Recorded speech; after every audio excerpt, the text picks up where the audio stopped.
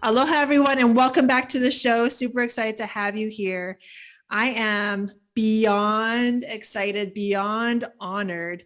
I met this woman, geez, it's been a year ago now, and we became Oh, fast friends on Clubhouse. I want to introduce you all to Courtney Frick. Courtney, welcome. Pili, it is such an honor. The honor is mine. We have vibed from day one, and so I'm so Mhm. glad to be with you here today. And yeah, thank you for having me. Thank you for being here. So, Courtney has been investing since 2015 and has since flipped or owned over 100 properties in the greater New Orleans area. Since her start, she has flipped, held rentals, wholesaled, developed, bought and sold with owner financing, and handled complex title issues. Before taking the leap to work full-time for herself investing, her background was in nonprofit work and then in commercial property management, where she created and executed the management plan for the turnaround of a 100-plus unit marina to prepare the asset for sale. As founder of the North Shore Real Estate Investors Association and co-host of the WWL's Home Improvement Radio Show, she cares about solving the real estate problems of our community through education for the public and within the industry. Again, welcome, Courtney. Yeah, absolutely. It's my pleasure. My absolute pleasure to be here. So I have heard your Genesis story many times because we have spent hours conversing on Clubhouse. But I want you to tell my audience, how did you get started in real estate and why real estate? Absolutely. So as you heard in my bio, my background's in nonprofit work. I actually moved back into the country in end of 2013. And as a young millennial, I'd moved back in with my mother's house, having just moved back in from living overseas, working for a nonprofit there. And I'd stumbled into some part-time jobs, just getting some get my feet back underneath me. I was still waiting for my stuff to arrive from overseas, like that type of season of life. And I'd worked up to being a assistant manager at the part-time jobs I was at. And one of the employees there said, "Hey, Courtney, I think you'd be a good fit for the job I'm leaving." And in accepting the job that he was leaving, I found myself in the real estate industry. So it was a full-time salaried position with benefits of I was a property manager for, it was an apartment complex corporation owned a marina. And he was leaving as the assistant manager, and he was like, "Hey, I think you'd be a good fit. This is obviously benefits, a salary, all of those things." And so having just gotten back, I'm trying to get my feet underneath myself. I said, "Sure." So I took it. But I asked him, I said, "Shoot straight with me. What's the downsides of this job?" And he said, "It's the manager that you're the assistant to." He's from, New York, so he's a little bit rougher around the edges. And he also has cancer. So there's one day a week he doesn't come in, and you sometimes after his radiation, you have to help him up the steps into the office. I was like, okay, that's reality. And day one, I mentioned it was a marina owned by an apartment complex corporation out of California. So the regional director came in to come do my HR paperwork with me and my initial training. And it was the day that the manager was going to go get his radiation. On Mondays, he went and got radiation. I remember the look on the guy's face when he got the phone call that the radiation had taken a turn, and the manager had responded negatively to it. And by the end of the day, the manager passed away on my very first day on the job. And the rest was kind of history from there. He kind of just looked at me. He's like, "All right, kiddo, you're gonna have to figure this one out, because this is the only marina in our apartment of our apartment portfolio, and you're just going to have to figure it out, because my game plan for training you was that guy." So I was like, "All right." Immediately bumped up to manager. A raise on day one. I don't know who can say they got that before, but Nope. not really earned. Not really earned. But over time, I did earn it. So I just having, in my blood, this concept of I want to leave a place better than I found it. I just got to work.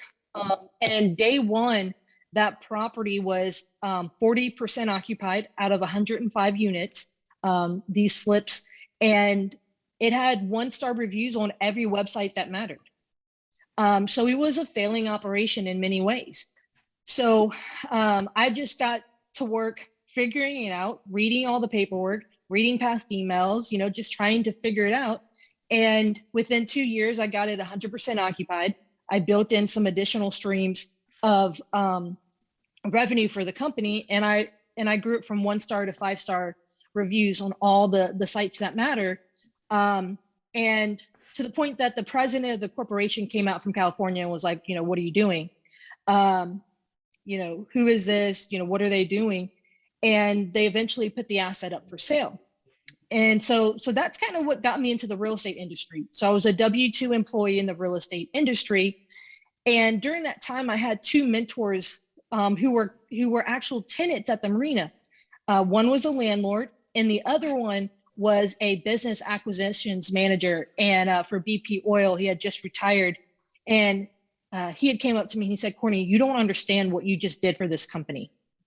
And I eventually learned that what I just did is a skill set many tried to acquire.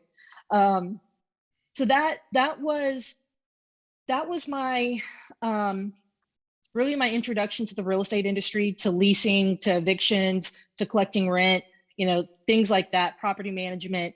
And it was during that time while I worked at that marina, I bought my first single family. And the amount of equity that I captured by buying a fixer-upper was more than I got paid my entire year in a salary. And I was like, how can I do this again and again? So then the bug bit me, and the rest is kind of history.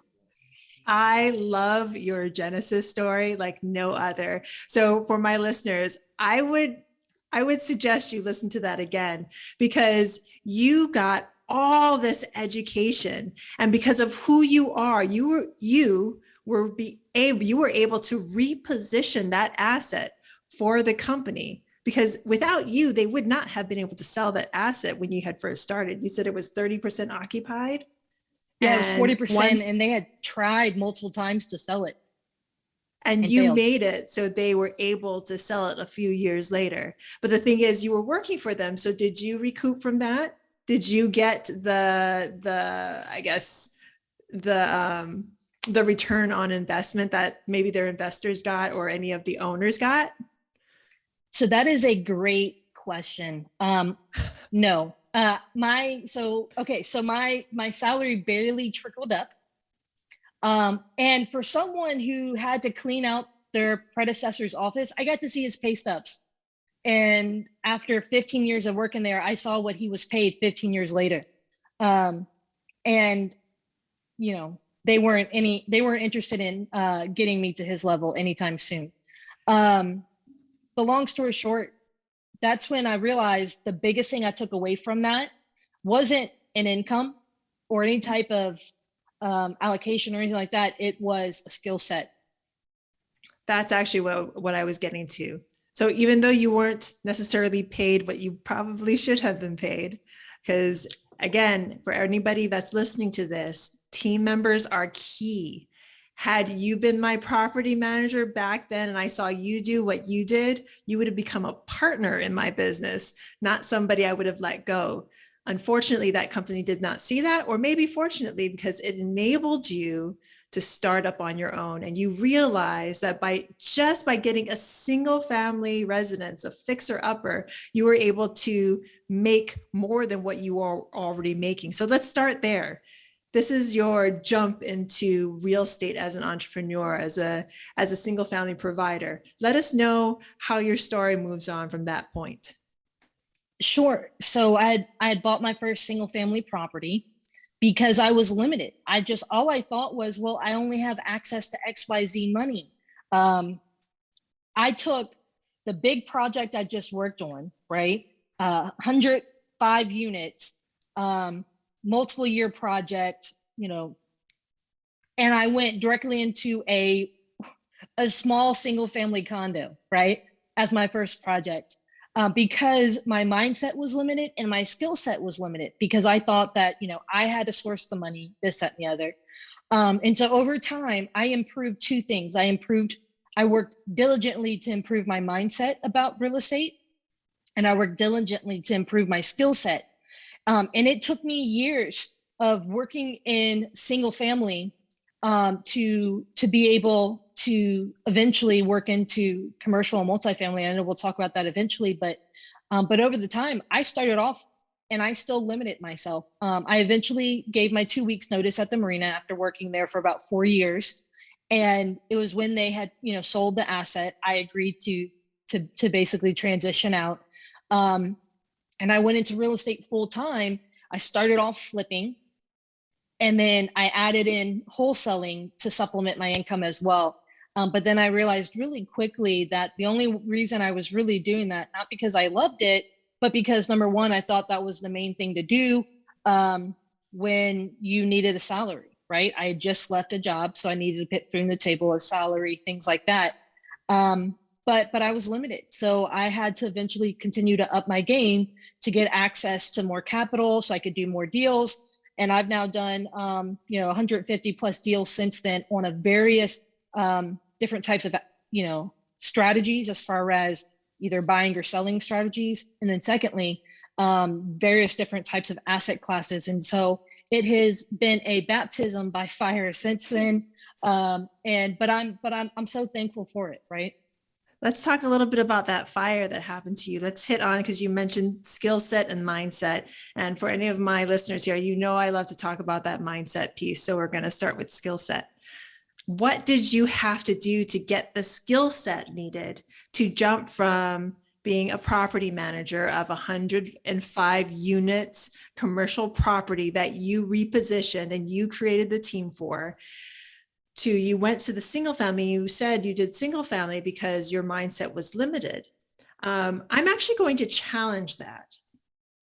Maybe it wasn't so much limited because you were limiting yourself. It was just where you needed to be. So what did you need to do to expand and become who you are today, to go from that single family? Because I know I have a lot of listeners who are in this position, who are just like in the, I don't want to call it a rat race, but in the transactional feel of flipping and wholesaling. They're in that mindset that that's how they need to be. How did you transition into the skill set needed? And then let's jump into the mindset piece. Sure. So a lot of your demand, right? Necessity is the mother of innovation, right? So the necessity part was I was hitting the wall with capital. So I started in single family that was sub 100,000, right? I live down in the New Orleans area, so down in the South, you can find deals, right? Because I started off using a home equity line of credit against my primary residence, and it was one of those things where I was like, I only had access to so much money, so I was only doing the deals that I could afford the purchase and the renovation, right? That was the box I was putting it in. So skill set wise, I was also limited to only doing, most of my money was all in one deal. So I could only do one deal at a time. And if it was a 6-month rehab, I wasn't getting paid until, that's when I added on wholesaling. I'd be listening to podcasts while I was working at the project, and I'd be like, okay, I don't have the money today because my money's tied up in this project, but I know how to find a good deal and I can hustle. And so, okay, so I just need to get better at finding deals, and then I can sell those opportunities to other people. All right, great. So I added in that. So that was a skill set that I added in. But then I was getting really good at finding deals, and then there was a few wholesale deals that I should have taken them down. I should have worked harder to find the capital. And so that's when I hit that wall of the frustration, where I was like, this is not building wealth. This is just the rat race, right? It's just the rat race. This is just a glorified job with a salary. So, but I'm not building the wealth, which was the whole reason I was attracted to real estate. It was not because I wanted a really cool job. No, it was because I wanted to build wealth. So that's when I learned how to start funding deals. And so I learned about 2 main methods. And to date, apart from starting off using the home equity line of credit, these are the only 2 methods that I use to date and have used for the various deals that I've done. It is creative financing. So this is utilizing the seller or the financing that's already in place to get the deal done. And then secondly, it is utilizing private money from everyday individuals who want to put their money to work.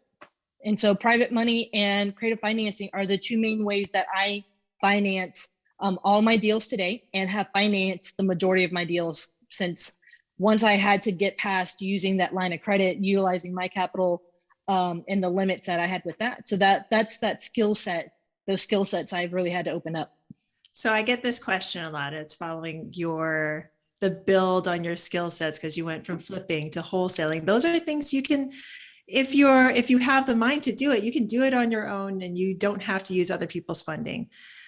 But when you start bringing in creative financing and being able to provide opportunity to other people. So I don't like to say raise money or raise capital, because it's like you're asking for something. You're not, you're providing an opportunity. So once you learned how to do that, once you learned that, people want to invest in you, you got to take that next step. So before we move into the mindset piece, because I'm really interested in this, could you give us a little story about how you creative financed one of your deals? Sure. So I can speak to one of the early days, or I can talk to you about how I'm doing one right now. Ooh, let's talk about right now. Okay. So I am buying a brand new primary residence. It's not brand new in the sense of new construction, but so for a while I've been looking to get a new house for myself. But the challenge to myself was that I was going to have to buy it creatively. I just wanted to be able to do that. So as I believe, someone who solves problems in real estate, problems come across my table all the time. And so a while back, a problem came across my desk of a local seller in the area who had a problem, and they wanted to know their options. I went there, walked the property, and now we're set to close here in the next 2 weeks. This will be the next residence that I live in. It is a live-in fixer-upper, and thanks to the IRS and some benefits that they have in place, that if I live in it for a short period of time afterwards, if I do sell it, there will be a tax-free, a portion of that will be tax-free, up to $250,000 for an individual or $500,000 for a couple. So what it is I'm buying a single family home. It's a 4-bedroom house on an acre out in the country. And it does need some work. It's very livable. It just needs some updating. It needs a new roof, some stuff like that. All very doable. And the owners, in the beginning, they really didn't open up and say exactly what their problems were. But as I built a relationship with them, as they realized that I was someone who they could get to know, could get to like, and to trust, they wanted to do business with me. They explained that they were behind on their mortgage and that they could pay to catch up, but they would then struggle to sell the house to anyone because of the roof and some other things like that. It wouldn't sell to a normal buyer. So I am actually buying it, taking over the mortgage subject to the existing mortgage that's in place. And so then I will be making those payments, and then I will be able to tap into the equity, but also tap into any future appreciation I create by putting on the new roof and updating the bathrooms and stuff like that. That is fantastic. And I love this this big nugget you just dropped, because so many investors that I talk to, we always talk about like the buildings we're taking down, the commercial properties we're taking down, the flips, the wholesales, all of that stuff. But we don't ever really talk about how we're creative financing or taking down our own primary residence, which we all have something, and we either rent, we either have bought, we have something happening. And just the fact that you're using what you've learned to get your primary residence, I think this gives a lot of us investors not only hope, but a little bit of information and permission to do it for ourselves as well. We help and solve problems for other people, but why not ourselves? So now let's jump a little bit into the mindset piece. How did you jump from the single family flipping mindset to now you are in large multifamily and commercial? What was that jump like, and how did you do it? This is excellent. So a huge part of that has been education, because you have to expose yourself to the world that exists out there, right? either the people that you come in contact with, the books that you read, the podcasts you listen to, all of that, it can expose you to what is out there. And I don't like to limit myself to the four corners of where I live, right? I love to read books. I love to network like crazy. So I started the Real Estate Investment Association in my area. I started one back in 2018, not because I was an expert, because I was just a few years in, but I knew that I could help fill a void in my community by creating a place that was free to attend and people weren't, really pitching or anything like that. And I could just bring in local and regional experts and kind of like a place to talk shop, but also learn. And as that has grown, I've gotten to be exposed to more. And, as I've listened to more podcasts and read more books, I started learning that in hindsight, I understood more what happened at my job with the marina. Because while I was there, I kind of felt, shafted because I wasn't getting paid. I felt like I wasn't being valued, the emotion of the moment. But in hindsight, if I dissected it as a case study, I did an asset turnaround. And as I started understanding what that was, I started realizing how powerful that could be if you actually took it out into these real estate streets. And so as I started doing these single family properties and things like that, by understanding, I started getting induced to the world of commercial. And I used to think, banks won't touch me, because I'm self-employed or this, that, and the other. I felt like in the beginning, I felt like my mindset was, I can't do X, Y, Z. Well, what does Kiyosaki teach us? It's not, I can't afford something. It's how can I afford it? And so in learning that, I started saying, hey, well, how can I take what I learned in that job kind of unexpectedly, like stumbled into, how can I start learning how to do that for something that would benefit me? And as I started learning how to create opportunities for other people with money, I said, okay, well, why can't we just take the way that we're solving problems for people with single family homes and land and trailers and things like that? Why can't we solve problems for people in the commercial world?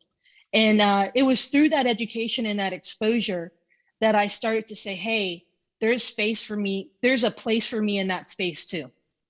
There is a place for me in that space too. I love your story, Courtney. Before I let you go,